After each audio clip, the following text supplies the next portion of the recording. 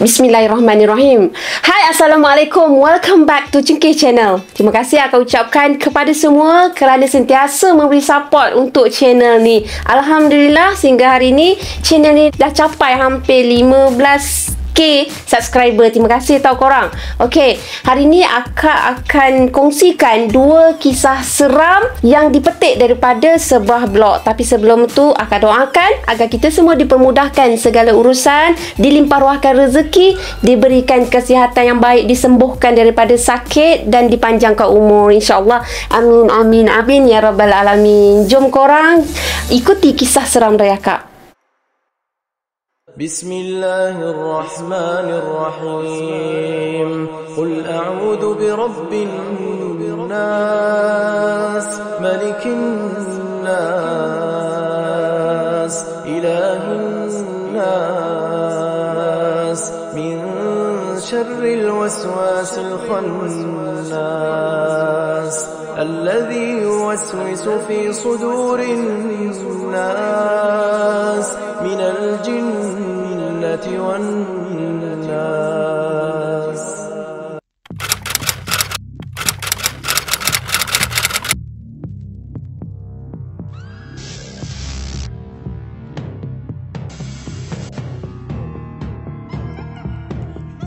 Akak mulakan dengan kisah seram yang pertama. Kisah seram yang pertama ni bertajuk Siapa Dia?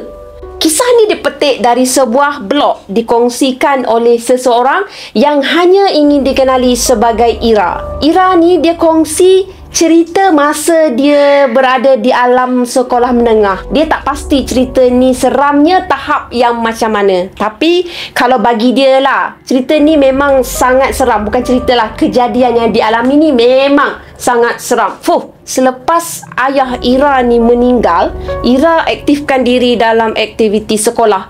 Dia sengaja sibukkan diri sebab bila dia ada kat rumah, dia akan rasa sunyi. Lepas tu dia akan rindu kepada arwah ayah dia. Ira bukan tak reda, tapi itulah rasa kosong jugalah kan bila tengok bilik tamu tu dah tak ada penghuni. Bunyi-bunyi yang selalu ada dekat tingkat atas tu pun dah tak ada. Mak Ira pun sama. Dia rasa sunyi sebab dekat rumah cuma ada Ira dengan mak dia je. Bila Ira aktif sukan, dia jarang ada masa kat rumah. Lagilah mak dia ni akan rasa sunyi. So akhirnya mereka decide untuk pindah ke kampung. Lepas tu mereka sewakan je rumah tu. Bila Ira dah melangkah masuk ke tingkatan 1, dia dah tukar sekolah, dia mula tak nak join sukan sekolah. Sebab sambutan terhadap sukan badminton tu agak kurang dekat sekolah tu. Sukan yang famous dekat sekolah tu masa tu sukan softball, macam susah nak sebut. Softball, futsal dan bola sepak. Dia tak minat. Jadi dia join lah kelab kebudayaan. Selepas uji bakat untuk persembahan sekolah, Ira terpilih untuk jadi penari sekolah tau. So, kalau ada event sekolah lah, dia biasanya akan berlatih sampai lewat petang. Satu hari, dia diminta untuk berlatih pada waktu malam sebab tarian dia ni masih serabut, masih tak boleh nak ikut step betul kan. Padahal hari untuk pertandingan ada 3 hari je lagi. Terpaksalah dia dengan kawan-kawan yang lain ni dia kerah untuk berlatih lebih masa. Latihan dijalankan di Dewan Makan Asrama. Untuk pengetahuan korang, sebelah sekolah Ira ni ada kawasan kubur Cina. Sekolah Ira dengan kubur tu cuma dipisahkan dengan pagar dawai je tau. Kawasan kubur ni besar jugalah. Kalau nak lalu ke kawasan Dewan Makan Asrama tu, belah kanan kita ni memang masih tanah kubur. Belah kanan dia, bukan akak, bukan kita. Masih lagi kubur Cina tau, yang boleh nampak lah dengan jelas kubur-kubur Cina tu. Malam tu mereka berkumpul dalam pukul 7.30 malam. Kira dah lepas maghrib kan. Sebab dekat Sarawak waktu maghrib awal sikit berbanding di Semenanjung. Mereka semua ada 10 orang. 5 lelaki, 5 perempuan. Bila dah cukup ahli, mereka pun bergerak secara berkumpulan ke Dewan Makan Asrama. Boleh tahan jugalah jauhnya.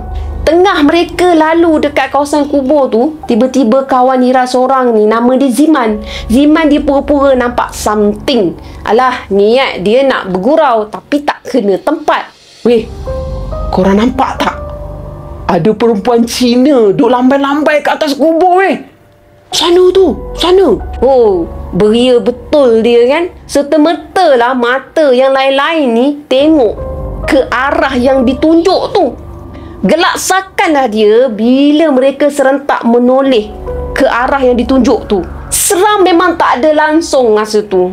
Mungkin sebab dah biasa dengan adanya kubur tu kot. Tapi untuk mereka yang semuanya pelajar harian pada waktu tu, itulah kali pertama mereka memasuki kawasan asrama pada waktu malam.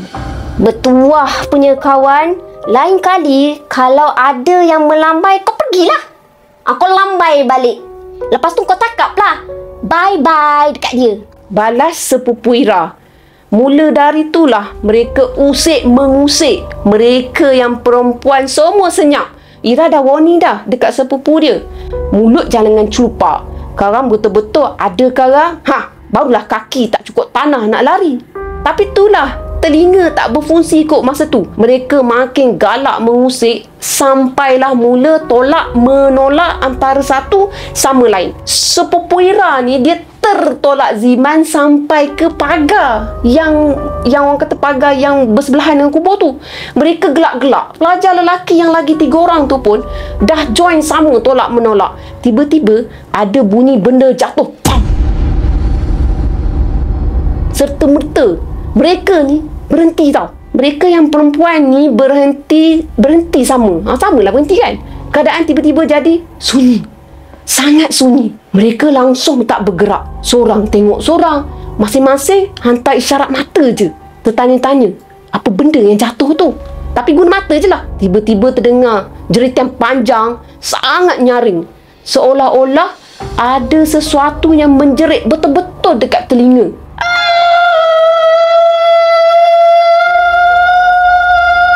Panjang kurang. Sudah. Kelang kabutlah mereka lari. Ada yang terjatuh, ada yang putus selipar jepun, ada yang ada yang tertinggal selipar, macam-macam ada kat situ. Kau Saiful, dah kenapa tinggal selipar? Siapa nak ambil nanti? Marah Ira kat sepupu dia masa mereka sampai dekat Dewan Asrama. Dewan Makan Asrama. Aku tak sempat nak ambil tadi. Lari kaki ayam kan lagi laju. Sebab tu aku buka selipar. Tercungap-cungap lah sepupu Ira tu menjawab tau. Dalam takut dia boleh tergelak lagi. Tergelak-gelak dia. Padahal sepupu Ira tu tengah serius pasal buka selipar. Lari laju ni. Sampai sekarang mereka masih ingat kejadian tu. Mereka tak cerita pun dekat cikgu kejadian malam tu sebab mereka tahu mereka yang salah. Mereka yang nakal. So, latihan berjalan macam biasa. Tiba waktu rehat dalam pukul 9 malam. Ira dengan kawan-kawan perempuan dia nak ambil gambar. Nak buat kenangan lah kononnya.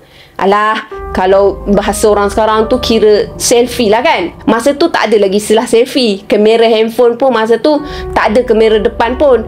Pandai-pandai sendiri adjust kamera belakang untuk ambil gambar kalau tak ada yang nak tolong ambilkan. Macam tu lah. Macam kita sendirilah kan ambil gambar kita. Bila Ira dengan seorang kawan dia ni, nama dia Mira tau. Bila dia dah ambil gambar tu, dia tengok balik semula gambar yang dia ambil serta-merta tau. Mereka delete. Gambar yang mereka ambil tu bukan muka mereka. Sebaliknya muka perempuan rambut perang. Mata biru ala-ala Mak Saleh. Tapi bentuk mata macam Cina. Pakai kebaya hijau dengan selendang biru. Cantik. Tapi mereka tak beranilah nak simpan gambar tu. Sebab masa ambil gambar tu, perempuan tu tak ada pun dekat situ. Siapa dia? Mereka memang tak tahu. Hantu ke? Orang ke? Mereka memang tak pasti. Tapi yang pasti, masa ambil gambar tu memang tuju ke arah mereka dan bukan ke arah perempuan tu. Mereka senyap je sampai habis latihan pukul 10 malam. Sebaik je cikgu bagi arahan bersurat, mereka satu kumpulan teringat semula lah kejadian suara perempuan yang menjerit tadi. Kalau nak balik, kena lalu jalan tu semula. Geng, korang baliklah dulu. Aku tumpang Cikgu Man. Alahai, untungnya Mira masa tu. Sekali lagi mereka hanya tinggal 9 orang tu. Decide lah mereka 9 orang tu untuk bergerak secara berkumpulan. Masing-masing diam je sepanjang perjalanan tu tau. Sebaik je tiba di kawasan kejadian, masing-masing transform jadi pelari pecut. Weh, jap korang. Tali kasut aku terbuka. Sebaik saja dengar laungan kawan mereka tu, mereka pun berhenti berlari. Dah kenapa pula? Tambahan jarak mereka dengan kawasan kejadian sebelum tu agak jauh. So, mereka pun tunggulah kawan yang seorang ni untuk betulkan tali kasut dia. Dalam masa tu lah juga, Ira ni tiba-tiba pula dia rasa gatal-gatal nak pergi kira kawan-kawan dia. Time tu lah dia tak tahulah kenapa dia nak pastikan kawan dia cukup tau. Konon-konon lah dia rasa takut kalau ada kawan dia akan tertinggal. Tak ada yang tertinggal. Cukup 10 orang, serta-merta kawan-kawan dia yang lain tu pun tengok dia. Sebab dia cakap apa tadi?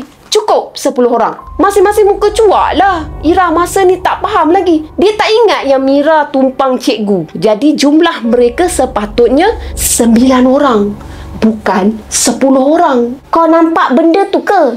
Kenapa kau kira dia sekali? Kenapa tegur? Bisik sepupu Ira. Masa ni baru Ira ingat tau, jumlah mereka dah terlebih seorang. Serta-merta mata Ira ni memandang ke arah susuk pelajar perempuan yang sedang duduk mencangkung, kedudukan yang macam kita nak ikat tali kasut tu. Kepala dia tunduk, rambut dia separas bahu, menyukarkan mereka ni untuk kenal pasti siapa gerangan pelajar tu. Ira, tu siapa? Kali ni Ayu pula yang tegur. Sudah. Kalau tu bukan manusia, maknanya benda tu dah munculkan diri dia. Kawan-kawan yang lain pun boleh nampak dah. Ira tak tahu kenapa mereka tak lari. Sebaliknya, mereka semua pandang je ke arah pelajar tu yang tengah ikat tali kasut. Seketika lepas tu, barulah Ira perasan kasut yang dia pakai bukan jenis kasut yang bertali tau korang. Kasut tu jenis yang ada benda lekat-lekat serai tu. Siapa dia ni? Hantu ke? Kalau hantu, kenapa pakai kasut? Gaya dia betul-betul macam pelajar biasa. Tapi lepas tu budak tu sahut tau. Korang nampak aku ke? Korang nampak? Allahu, bergetar lutut mereka sebaik saja benda tu bersuara. Sah bukan orang. Tawanya pun dah seolah-olah bergema. Senyum melirik panjang sampai ke telinga. Tak ada anak mata hitam, hanya mata putih je yang nampak masa tu, yang kelihatan. Dalam keadaan mencangkung tu, dia ketawa sambil badan dia meliuk lintuk. Tubuh sama macam api yang kena tiup dengan angin, api lilin lah kan. Masa ni mereka masing-masing lari menyelamatkan diri. Tak ada makna dah nak tunggu kawan masa ni. Gila lah, kalau ada yang tertinggal, lantaklah demo. Yang penting Ira selamat. Kawan tak kawan, nanti dah selamat baru fikir. Mereka lari sampai ke depan pagar utama sekolah. Dekat situ mereka rasa paling selamat sebab ada Pak Gad. Itu je, nasib baik ada Pak Gad. Kenapa lari? Jumpa hantu? Tanya Pak Gad selamba. Mereka semua mengangguk-angguk je laju. Dah tak kata apa dah. Pak Gad gelak je. Katanya itu baru sikit mereka kena. Dia meronda malam-malam lagilah selalu kena usik. Macam-macam cara benda tu mengusik. Tiba-tiba muka Pak Gad yang mesra tu berubah cuak. Serta-mertalah mereka diarahkan keluar dari kawasan sekolah. Benda tu dah datang, pergi. Lebih kurang macam tu lah arahan Pak Gad. Mereka pun keluar tanpa banyak soal lagi. Esoknya, Ira demam. Terkejut agaknya. 4 hari tau dia demam. Tak larat nak bangun. Bila dah ke sekolah, barulah dia tahu. Bukan dia seorang je yang demam. Kawan-kawan dia lain tu pun sama juga demam. Masa Ira dah kebah tu, ada lagi yang masih demam. Sepupu Ira pun demam. Tapi tak lama, 2 hari je. Lepas tu dia okey. Dia pun macam Ira juga, susah nak lupakan kejadian tu. Tambahan pula lagi, malam tu dia terpaksa balik dengan kaki ayam. So lagilah dia takkan lupakan kejadian tu. Itulah kali pertama dan kali terakhir mereka masuk ke kawasan asrama sekolah. Bila cikgu tanya nak buat latihan dekat dewan makan asrama lagi tak, serta-merta mereka membantah dan lebih memilih untuk berlatih di gelanggang badminton je. Tak payah lalu dekat sebelah kubur tu. Sekian, itu saja kisah Ira kali ni. Apapun pesanan untuk semua, bergurau itu boleh, tapi tengok situasi dan ada caranya yang lebih baik. Kalau dah malam-malam macam gitu, tempat pula macam tu, seelok-eloknya janganlah dibawa bergurau. Hanya yang pernah melalui akan memahami. Sekian untuk kisah yang pertama.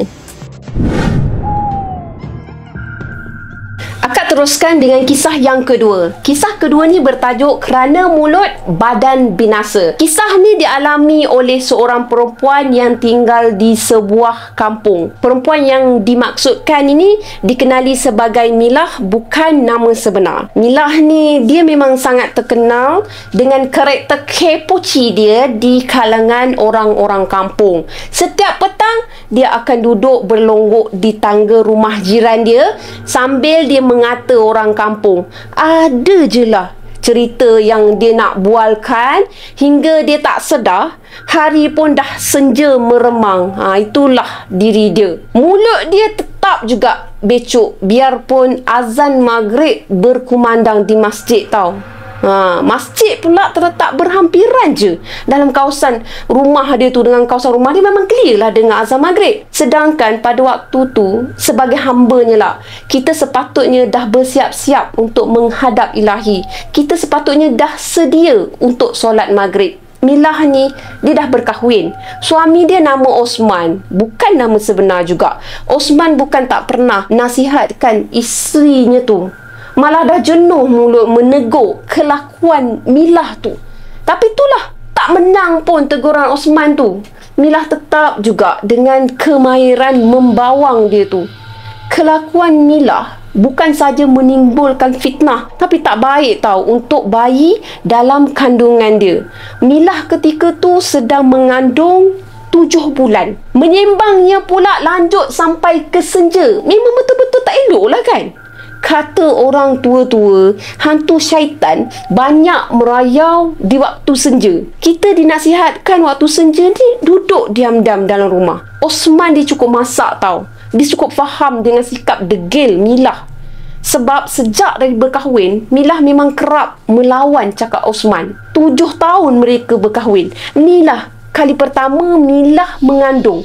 Biarpun sukar untuk mengandung, itu kandungan pertama Milah, tapi Milah dia tak ikut penjagaan rapi seperti yang disarankan oleh doktor. Sepatutnya dia ikut nasihat doktor, bukannya sibukkan diri dia dengan kemahiran bersembang dia tu. Bukan Osman melarang isteri duduk berbual, tapi biarlah berpada. Janganlah sampai keterlaluan sehingga kesenja meremang pun masih lagi duduk berborak di tangga rumah jiran-jiran. Malu tau. Ada juga orang kampung yang menegur pelakuan Milah tu, tapi ia umpama mencurah air ke daun keladi. Kalau Osman sendiri pun tak mampu nak menegur Milah, Milah tak nak dengar nasihat dia, orang kampung apatah lagi tertentu yang disembangkan pun hal-hal orang kampung. Tak boleh nak buat apa dah. Sikap Milah tetap tak berubah dari hari ke hari, dan lama kelamaan Osman ni dah jenuh nasihat. Dia buat tak reti je. Maka sukalah si Milah ni, sebab tabiat dia tu dah tak ada siapa pun yang nak ambil peduli, tak ada siapa pun nak larang. Maka makin rancaklah dia duduk berlonggok dekat tepi tangga rumah jiran sambil mengata itu, mengata ini. Kebetulan ada pula teman-teman yang menyokong dia. Ada geng sembang membawang, maka bertambahlah meriah dan rancaklah kegiatan menyembang mereka tu. Sebulan sebelum melahirkan anak pertamanya tu, sikap Milah dah berubah. Dia lebih gemar menyendiri, dan ketika kawan-kawan dia ni datang kat rumah cari dia, mulut dia dah tak becok bercerita tau. Banyak diam je. Memang ramailah yang hairan dengan perubahan drastik Milah tu.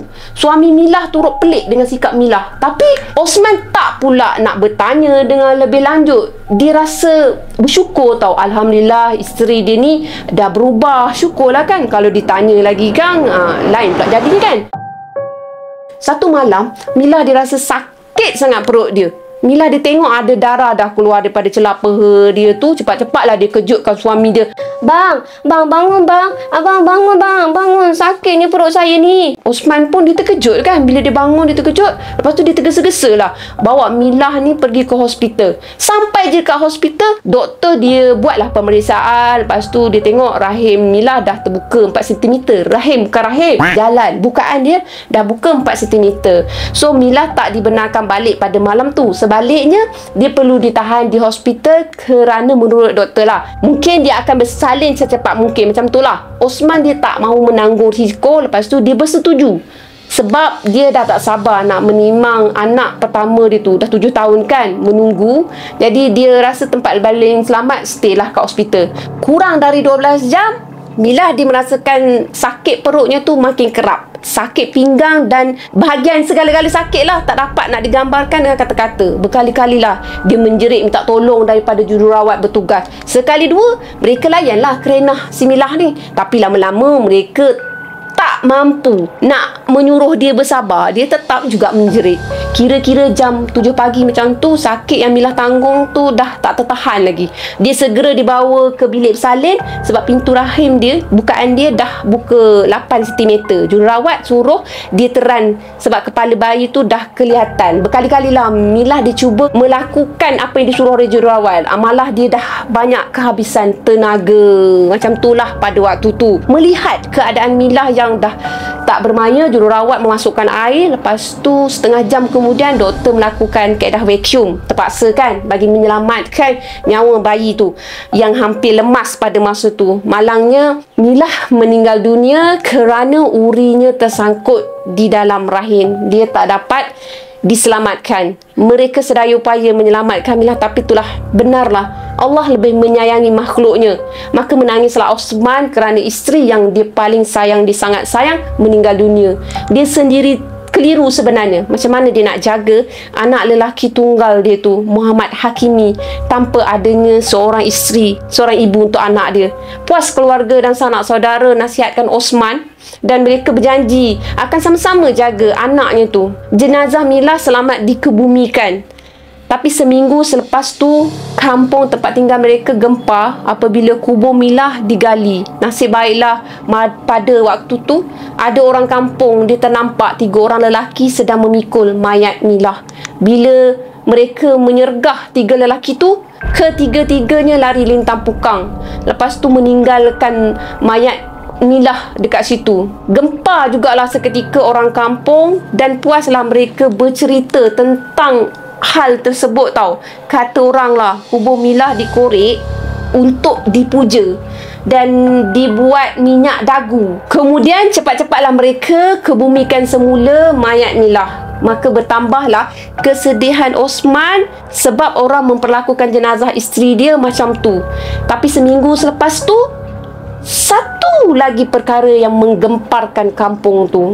Kali ni bukan kubur arwah Milah dikorek, tapi orang melihat kelibat Milah duduk di rumah jiran di waktu senja. Sama seperti perangai dia yang suka bertandang ke rumah orang ketika mengandung dulu. Sesekali Osman rasa terpukul. Dia mendapatkan nasihat daripada seorang lebay dekat kampung tu. Kata lebay tu, itulah balasan Allah SWT atas perbuatan dia yang suka mengumpat orang, mengeji orang. Dia tak sempat nak minta maaf daripada orang kampung. Lebay menasihatkan Osman supaya banyak bersabar. Di samping tu, berdoalah agar Tuhan mengampunkan dosa-dosa isteri dia. InsyaAllah, pohonlah ampun untuk isterinya. Benarlah kata orang, jangan sesekali melakukan dosa kerana di dunia Allah sudah menunjukkan balasannya. Belum lagi balasan di akhirat dan disiksa di alam barzah. Sekian sahaja perkongsian akak yang kedua. Setakat tu saja kisah-kisah seram daripada akak. Apa yang baik sama-sama kita ambil jadikan sebagai tauladan, apa yang buruk sama-sama kita ambil jadikan sebagai sempadan. Akak tegaskan dekat sini, jangan ikut perkara yang tak baik. So, terima kasih korang. Jangan lupa untuk like, share dan subscribe. Terima kasih. Minta maaf ada silap. Bye. Assalamualaikum. Bye.